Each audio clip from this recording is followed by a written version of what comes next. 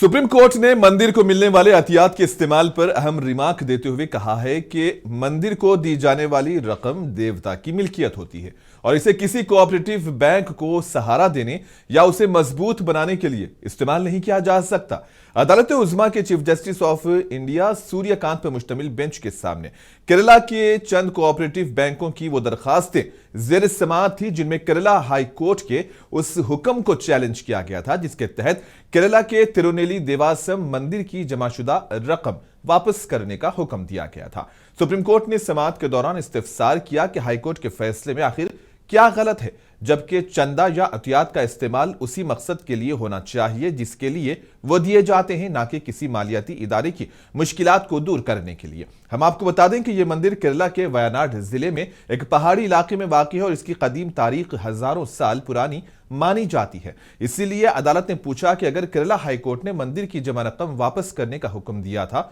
तो इसमें गलती क्या है।